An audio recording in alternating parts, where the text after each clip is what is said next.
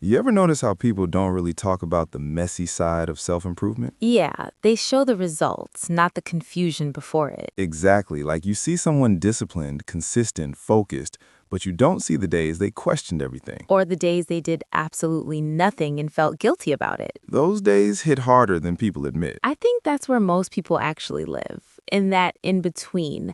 Not failing, but not feeling like they're doing enough either. That not enough feeling is dangerous. It really is, because it doesn't matter what you achieve, it keeps moving the goalposts. Yeah, you hit one goal and suddenly it's like, okay, what's next? And you don't even celebrate anymore. That's something I lost for a while. The ability to feel satisfied. Same. I used to think satisfaction meant I was getting comfortable. Right? Like if I'm satisfied, I'll stop growing. But it's actually the opposite. When you never feel satisfied, you burn out. I learned that the hard way. I pushed myself nonstop for months. Routines, habits, goals, everything looked perfect from the outside. And inside? I was exhausted. Not physically, mentally. That kind of exhaustion is worse. Way worse. You can't just sleep it off. It's like your mind just says, I'm done. Yeah. And then suddenly even simple things feel heavy. That's the part no one prepares you for. So what changed for you? Because you seem a lot more grounded now. Honestly, I stopped trying to fix everything at once. That keeps coming up. Because it's the biggest mistake people make.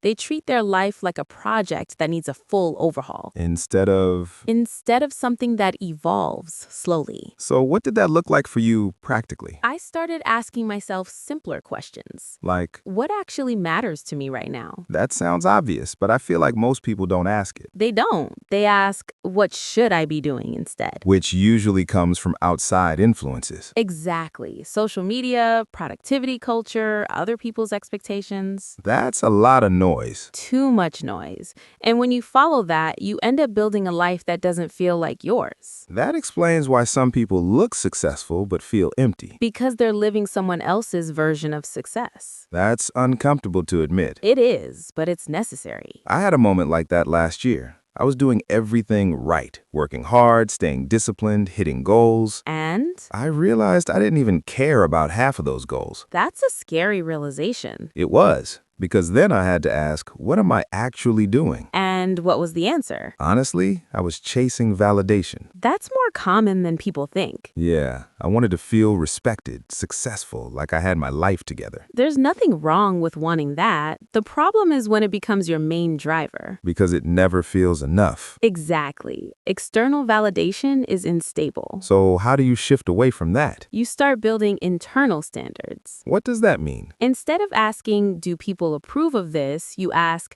does this align with who I want to be? That's a big shift. It is, and it takes time. I feel like time is the one thing people don't want to accept in this process. Yeah, everyone wants clarity immediately. But clarity comes from experience, not thinking. Exactly. You can't think your way into a new life, you have to live differently. That's uncomfortable, though. Growth always is. I think people underestimate how uncomfortable real growth feels. Because it's not just doing new things, it's letting go of old versions of yourself. That part is hard. Very hard. Because even if those old habits or mindsets weren't good, they were familiar. And familiarity feels safe. Exactly. Even if it's limiting. So how do you deal with that? That in-between phase where you're not who you used to be, but not yet who you want to become. You learn to be okay with uncertainty. That's easier said than done. Definitely, but it's necessary.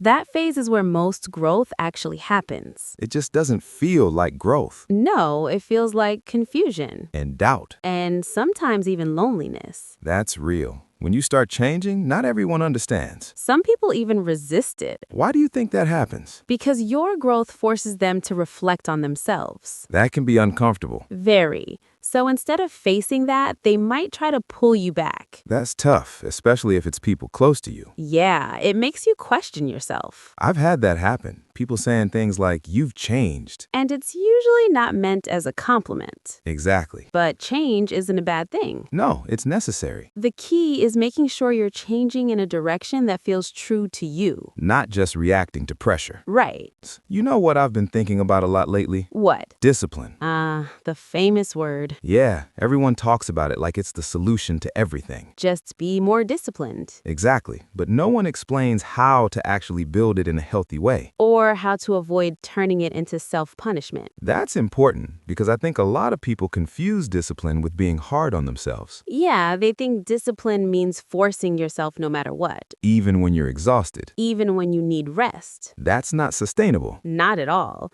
Real discipline includes knowing when to pause. That's interesting. Most people would say pausing is the opposite of discipline. It's not. It's part of it. Explain that. If you never rest, you eventually break, and then you can't be consistent anymore. So rest is actually supporting discipline. Exactly. It's what allows you to keep going long term. That makes a lot of sense. Discipline isn't about intensity, it's about consistency. And consistency requires balance. Yes. I wish more people understood that. Me too. It would save a lot of people from burnout. Speaking of burnout, how do you recognize it early? For me, it starts with losing interest in things I usually care about. That's a big sign. Yeah, and also feeling irritable for no clear reason. I get that too. Small things start bothering me more than usual. Exactly. That's your mind telling you it's overwhelmed. So what do you do when you notice that? I slow down. Not completely stop, but reduce the pressure. But that's hard though, because it feels like you're falling behind. That's the illusion. You're not falling behind, you're recovering. I like that perspective. Recovery is productive, even if it doesn't look like it. That's something I had to learn. Doing less sometimes leads to better results. Because you come back with more clarity and energy. Exactly. You know what else people don't talk about enough? What? The role of environment. That's huge. Yeah, people try to change themselves without changing what's around them. Which makes everything harder. Exactly. If your environment constantly pulls you back into old habits, you're fighting an uphill battle. So what can someone actually do about that? Start small. Change what you can control. Like, Your space, your routine, the content you consume. that last one is big. Very. What you watch and listen to affects your mindset more than you realize. It shapes your expectations too. Yes. If you're constantly seeing extreme success, you start thinking that's normal. And then your own progress feels small. Exactly. So you're basically setting yourself up to feel inadequate. Without even realizing it. That's kind of scary. It is. But once you're aware of it, you can change it. Awareness seems to be the starting point for everything. It really is. Without it, you're just reacting. Exactly. With it, you can choose. And that's where real change begins. This feels like one of those conversations we could keep going for hours. Definitely. There's still so much to unpack. Like confidence, habits, fear. Maybe we continue this next time. Yeah, I'd like that. Same. If there's one thing I'd want people to take from this, it's that self-improvement doesn't have to feel heavy. That's a good note. You're allowed to grow at your own pace. And you don't have to become someone else to become better. Exactly. Just a more honest version of yourself. I like that. All right, we'll wrap it here. See you in the next one. Take care.